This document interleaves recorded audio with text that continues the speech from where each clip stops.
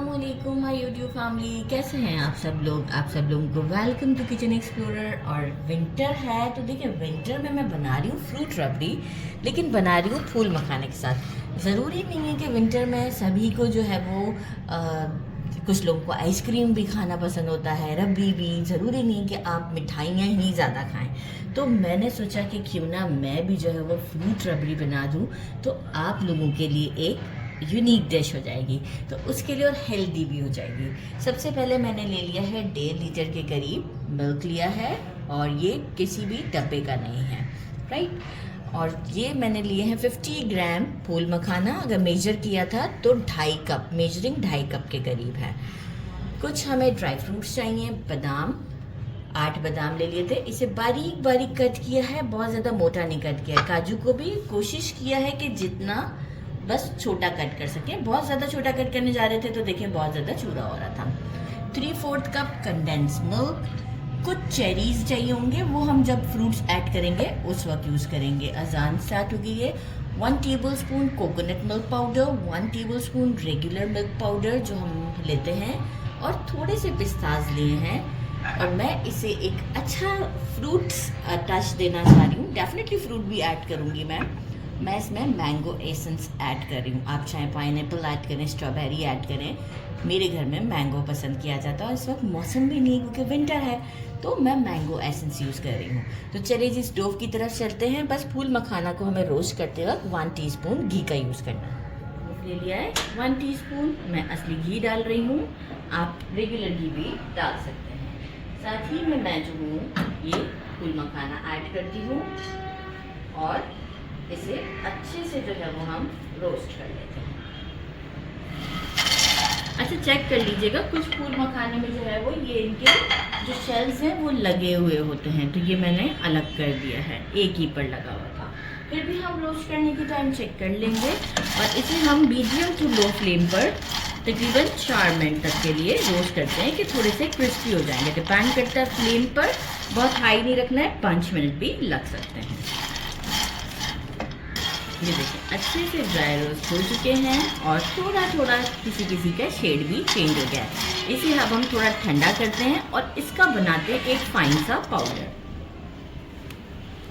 इसी पैन को 1 टिश्यू कर दिया है मैंने, कंडेंस मिल्क ऐड करते हैं, और इसे अराउंड बहुत स्लो फ्लेम पर मैं तकरीबन 3 से 4 मिनट के लिए थोड़ा सा शेड चेंज होने के लिए इसे कुक करती हूँ। जैसे ही थोड़ा सा शेड चेंज होगा तो समझे हमारा जो है वो ये हल्का सा कैरमलाइज फॉर्म पर आ जाएगा। बहुत अच्छा टेस्ट भी देता है, और हमें कलर भी बहुत अच्छा देगा। तो 2 से 3 मिनट के बाद मिलते हैं। ये देखिए शेड थोड़ा लाइट गोल्डन की तरफ चला गया है। यहाँ अब हम ऐड करते हैं, फ्लेम अभी हमारा स्लो ही है, मिल्क ऐड करते हैं।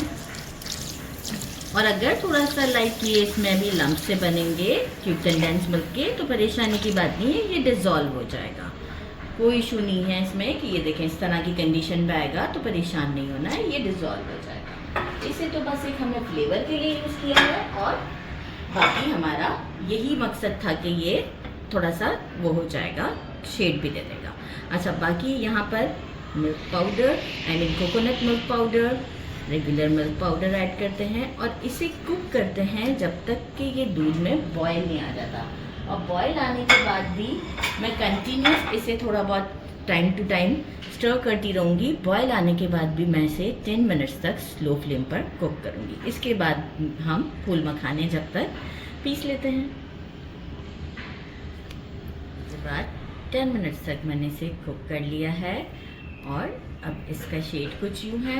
यहाँ अब हम क्या करेंगे, फूल मखाना को मैंने पीस लिया है, और साथ ही में जो है वो मैंने हाथ में एक विस्क ले लिया है, ये पीसे हुए फूल मखाने, क्योंकि जैसे ही हम डालेंगे थोड़ा सा लम्स बनते हैं, तो हम इसे इस तरीके से चला देंगे।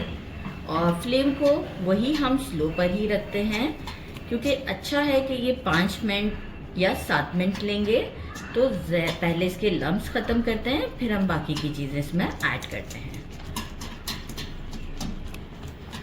ये देखें सारे लम्स हमारे ख़त्म हो चुके, ऐसे दिखाते हैं क्योंकि कैमरामैन हमारे यहाँ खड़े हुए हैं। सारे लम्स ख़त्म हो चुके हैं। इस मोमेंट पर हम इसमें डालेंगे मैंगो एसेंस 1 टीस्पून। साथ ही में हम डालेंगे, मैं सिर्फ पिस्ता को रोका हुआ है वो, अभी हम डालेंगे काजू और बादाम जो हमने काट के रखे हुए हैं। बाकी ये है कि हम इसे अभी 5 मिनट्स तक और कुक करते हैं। इसे बिल्कुल थिक नहीं करना है, थोड़ा सा रनी ही रहेगा, क्योंकि जो है काउंटर पर आने के बाद और ठंडा होने के बाद ये और गाढ़ा हो जाता है। तो इसे मैं 5 मिनट कुक करती हूँ और आपको शो करती हूँ। इसे अच्छी कंसिस्टेंसी देने के लिए मैंने क्या किया, फ्लेम को थोड़ा बढ़ाया और ये देखें रबड़ी टाइप का आपको इसके अंदर दिख रहा होगा। जो भी साइड पे स्क्रैप आता जा रहा था, जो मलाई जमती जा रही थी, इसे मैं ऐसे करके इसके साथ ही ऐड करती जाती थी। तो ये आप देख सकते हैं कितना ज़बरदस्त सा टेक्सचर है। अच्छा, यहाँ पर ये कंसिस्टेंसी बिल्कुल परफेक्ट है। आपको रनी लग रही होगी, लेकिन जैसे ही ये ठंडा होगा तो ये बिल्कुल गाढ़ा हो जाएगा। तो बस यहाँ हम फ्लेम को करते हैं ऑफ और इसे ठंडा करते हैं और इसके बाद हम इसमें फ्रूट्स ऐड करेंगे। अच्छे से चिल कर लिया है। अभी मैं इस पर स्पैचुला नहीं लगा रही, ताकि मैं अभी फ्रूट्स डालूंगी तो उसी वक्त आपको इसकी कंसिस्टेंसी का आइडिया हो जाएगा। अच्छे से चिल कर दिया है। साथ में मैंने कुछ फ्रूट्स लिए हैं, जैसे आपको पसंद हो आप वो फ्रूट्स ऐड कर सकते हैं। एप्पल पील करने के बाद छोटे छोटे चंक्स कर दिए हैं, 3 बनानास लिए हैं, थोड़े से ग्रेप्स लिए हैं, चेरी ऊपर से लुक अच्छा आएगा, और 3 मैंने स्मॉल साइज़ के चीकूज़ हैं, इसे भी मैंने क्यूब्स की फॉर्म में कट कर दिया है। बस थोड़ा सा हम पिस्ता देंगे और जैसे आप चाहें इसे गार्निश करें। मैं थोड़ा सा ब्लूबेरी के साथ भी गार्निश करूँगी। तो अब हम यहाँ क्या करते हैं, ये हमारे सारे जो हैं फ्रूट्स ये हम इसमें ऐड करते हैं। चेरीज़ को बचाना है ना मुझे, ताकि वो ना चली जाएं। तो जी ये हमने बचा ली चेरी को। ज़बरदस्त लोडेड विद फ्रूट होता है यहाँ, इसका मतलब, और टेस्ट इतना अच्छा था। जो अभी मैंने जब इसे बोल में ट्रांसफ़र किया था तो इतना ज़बरदस्त टेस्ट था कि मैं आपको क्या बताऊँ। यहाँ देखें कंसिस्टेंसी, ये देखें कैसी है, रबड़ी टाइप, गॉट इट। तो बस इसे एक अच्छा सा मिक्स देते हैं और मैंने डिश आउट के लिए बोल भी रेडी रखा है। अच्छा, ग्रेप्स भी मैंने पहले ठंडे कर दिए थे और चीकू भी। बनाना और एप्पल को मैंने ठंडा, तो बनाना को तो नहीं किया था, लेकिन एप्पल को भी ठंडा कर दिया था, बस इसी वक्त काटा था, नहीं तो वो मैं पहले से काट के रखती तो रेड रेड सा हो जाता। ये आप देख सकते हैं इसकी लुक कितनी ज़बरदस्त है।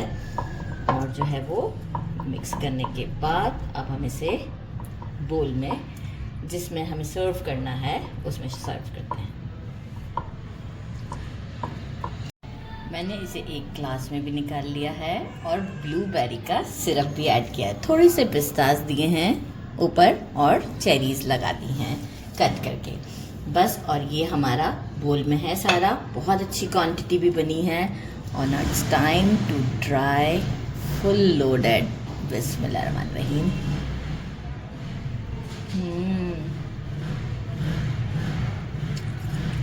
बिल्कुल शुगर डालने की ज़रूरत नहीं है, क्योंकि कंडेंस मिल्क से मीठा परफेक्ट है। इतना यूनिक है ये मीठा कि आपने अगर बनाया तो लोग आपसे ज़रूर पूछेंगे कि ये आपने कैसे बनाया है। बिल्कुल डिफरेंट है, ज़रूर ट्राई कीजिएगा। मेरे चैनल को लाइक और सब्सक्राइब करना नहीं भूलिएगा। अपना ख्याल रखिएगा। अल्लाह हाफिज़।